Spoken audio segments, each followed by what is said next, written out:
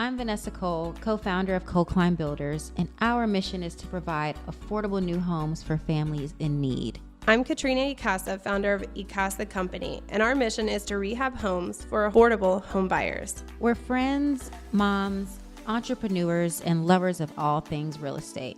By the way, we're both licensed realtors with a passion to educate on buying and investing in real estate. Together, we have sold over $30 million in real estate, and our mission is to educate our listeners on buying, selling, and investing in real estate. Welcome to Housing Happy Hour. Third episode. Are we already here? We are. We're going to keep going. Yes. So episode 3. Profits over buyers. Yes.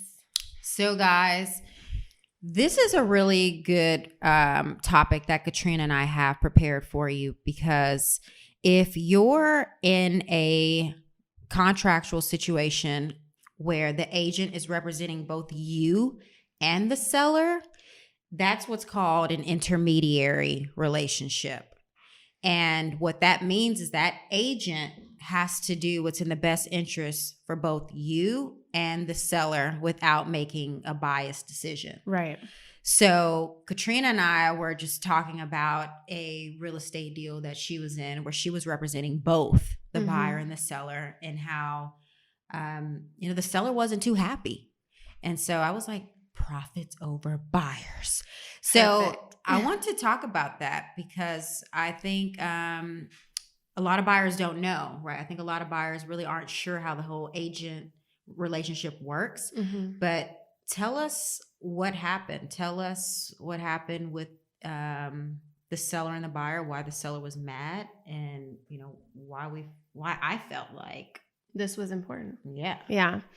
So I wasn't representing the seller when he purchased the house. He bought the house from a wholesaler, and he was an investor, and he got into it. This is like one of the first few flips he was doing. And he calls me. I was out of town. Oh my gosh, I bought this house. Yeah. I'm in a hole. I need your help. And so I told him I would consult him on flipping it. Yeah. And I knew I would be representing him because I usually represent him when he sells. So I told him, I'll consult with you. Well, then we get to the finish line. The house is great. We work through all the kinks. It's time to sell it, put it on the market. About 3 weeks on the market, we got a buyer that wasn't represented by an agent. They just were driving through the neighborhood, found my sign.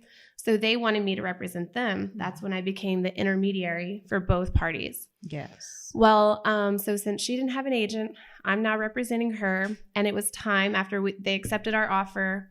It was time to get it inspected. We were in our option period, as we talked about in the last episode. Yes. And I recommended the inspector who I always use for my personal and for my clients. He's amazing. And she paid the money. He came and inspected, and he pulls up a issue with the electrical panel. And also a major other issue was the water heater. Just the electrical panel was going to be about $1,200 to replace. Like, it was old. The wires were it was really wired messed up. Incorrectly. Yeah, incorrectly. And the seller was so mad. He was like, well, why didn't you give the buyer the inspector that I used? And I said, well, I was just doing what was in the best interest of her. And this is the person I always recommend. Yes. So he was really upset because he was in the hole already because of all the problems that were in the house to begin with. And then this came, and he spent probably, I think he told me $800 for the inspection for his inspector. And that person overlooked these things.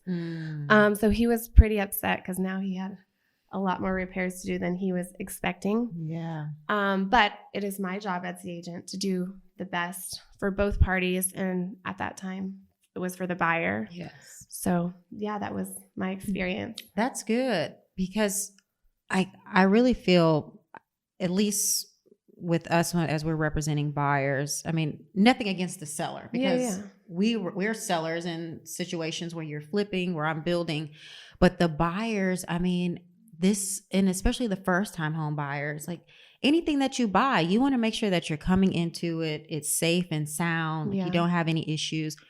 I feel uncomfortable as a seller selling you something that I feel may break down as soon as you Right. move in. Yeah. Like, I don't know. Morally, it doesn't feel Exactly. right. Yeah. Exactly. And I think that's a part of our mission too with this podcast is, really just living on ethical and moral standards, making sure your Right. values are in place, because real estate can be so transactional. Yes. So everything is just whatever's on the contract.